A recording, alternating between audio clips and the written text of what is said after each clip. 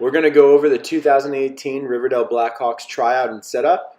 This is going to outline what the field should look like, how the activities should transition, and what's expected of the coach during the tryout.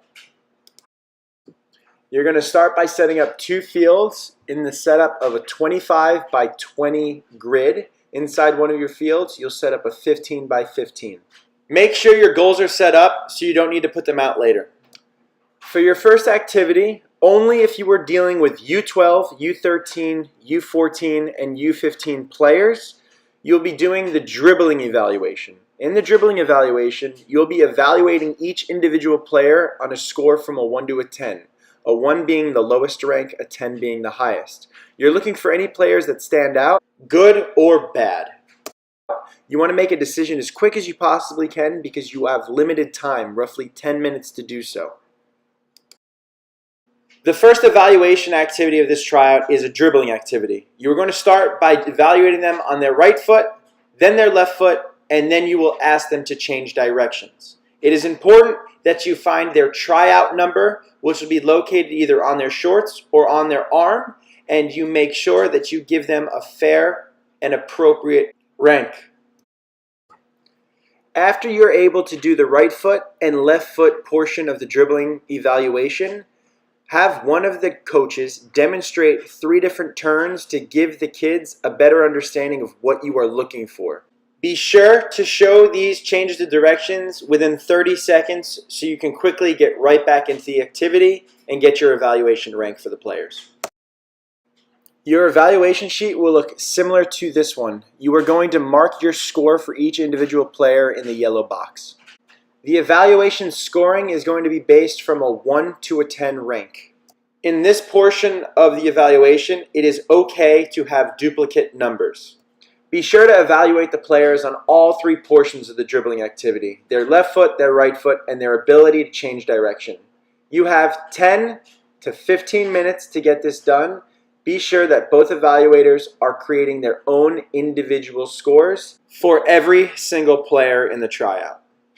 Don't forget that this portion of the tryout is for U12, U13, U14, and U15 only. Here are some helpful hints to making this easier for you.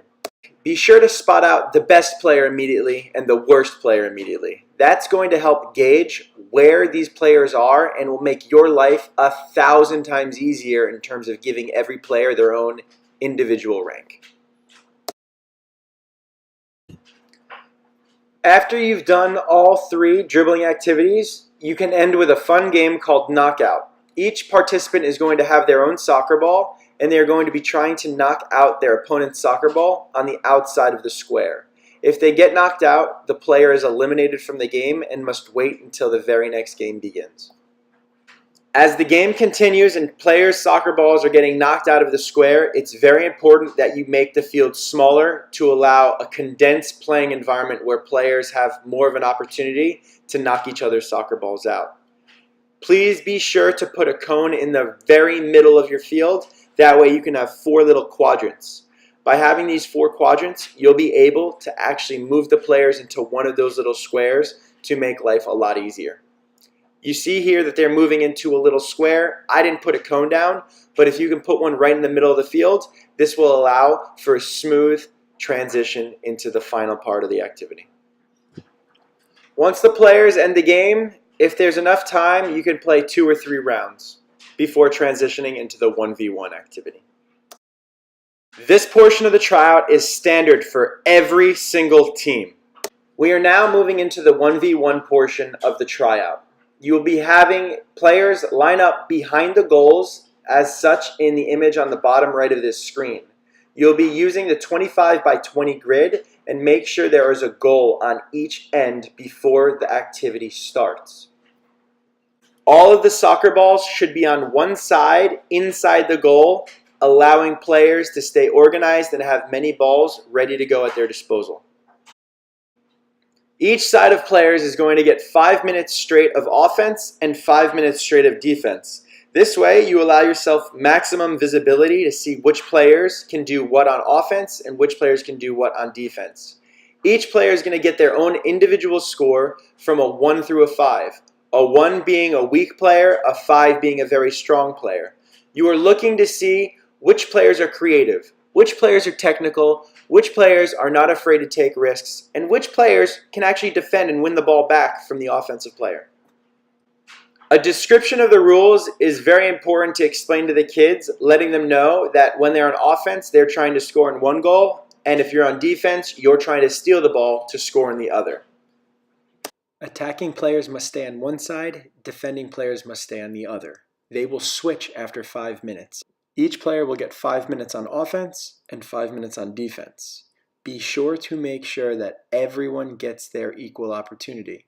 Also, when it comes to standing and doing your evaluation, I recommend being in the very middle of the field or picking out one of the corners and standing there. This video was recorded in a session of mine, making it so you guys would be able to see what it's like to have a mock tryout. Like I said, every 5 minutes, the players will rotate. Offense goes to defense, defense goes to offense for 5 minutes.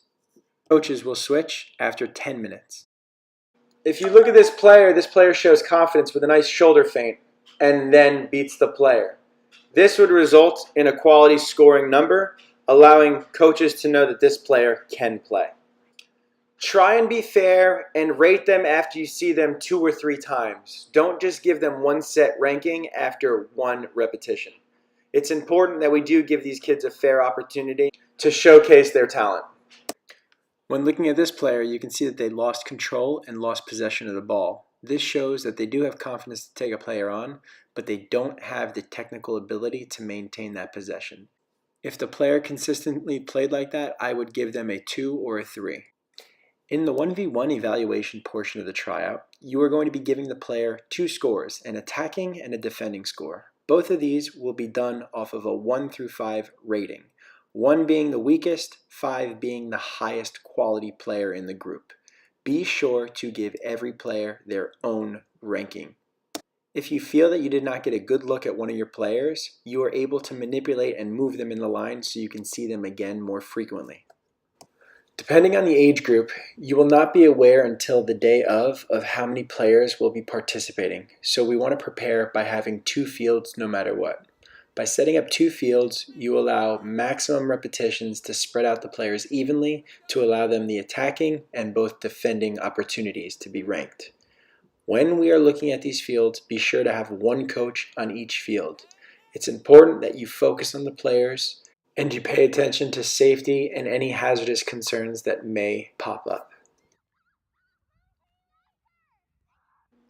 After you have evaluated one field for 10 minutes, it is so important that you and the other evaluator switch fields so you can see the other players that have not been evaluated on your sheet. Be sure to get a ranking for every single participant on both fields. After 10 minutes, you will be making the switch, so be sure to have rankings for both players on both fields by the end of this 1v1 activity. If you are unable to get a score for the attacking or defending aspect of the session, I highly recommend you find the players you overlooked and have them go again so you can get an appropriate score for that individual player during their tryout. After 20 minutes of the 1v1 portion of the tryout, you will then switch to the 4v4 aspect of our tryout. This will be the last step in evaluating our players. This is the most crucial portion of the tryout, and there can be no room for error when evaluating players in the 4v4. You are going to set up the fields, and for the first 10 minutes, you're going to try to organize which are the stronger players and which are the weaker players. You will do that by having an A field and a B field. You and the other evaluator will be communicating with each other every few minutes, switching the players so that you have weaker players on one field and more higher quality players on the other. Balance these 2 out. Once you immediately establish which field is going to be your A field, which is going to have the top players, and which field is your B field, which will have the lower quality players. The information and data you put on your tryout evaluation form should not be shared with anybody other than myself or the club administrators. You will know who they are because they will introduce themselves at that tryout that you are working. We want to try and keep the parents away from the field as far as possible. When you set your fields up, be sure that you are far away from any bleachers or any place where parents have the opportunity to stare and linger. This is supposed to be for the players. We don't want any interruptions where parents can get involved and create a disturbance. Once you get into the evaluation process for the 4v4, the Field A evaluator will stay on Field A, the Field B evaluator will stay on Field B. There is no need for these coaches to switch, as they are set with their players and must make the best scoring that they possibly can.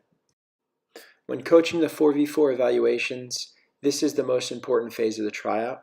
Every single player must have their own unique individual rank. There cannot be any two numbers the same. If you have two that are close, give it a 0.5, whatever it takes to differentiate the player. Field A will be ranking their players from 1 through 15. Field A will be 1 through 15. Field B will be 16 through 30. Again, if you are Coach A, it is 1 through 15. Coach B, it is 16 through 30. That's your ranking system. When giving the players their rank, establish who the top player is so you can give them the highest score. If you look in this example, this is for the A field. I established that Brooke was my #1 best player, and I found out that Lior was my worst player. Once I had those, I was able to then bear down on the ranks of everybody else. If you look at my numbers, you will see that there are no two scores that are the same. With Emma and Leah, I originally gave them a rating of a 3, but realized that Emma was a little bit better, so she got a 3.5, so she could have a different score. In the 4v4 process, you must set up your fields in the first 10 minutes, establishing which players will be on your A field and which players will be on your B field. You have 10 minutes to move players around to set the fields and solidify who is an A player and who is a B player. Once you have that solid, then you can move on to ranking the players and giving them their scores. If you have leftover time, move the players around to any field and allow them to scrimmage and have fun. As an evaluator for this tryout, you are fully expected to understand the procedures in which it takes to successfully run this tryout. If you have any questions, please feel free to reach out. I recommend watching this video a few times to fully feel confident and understand what it takes to run this.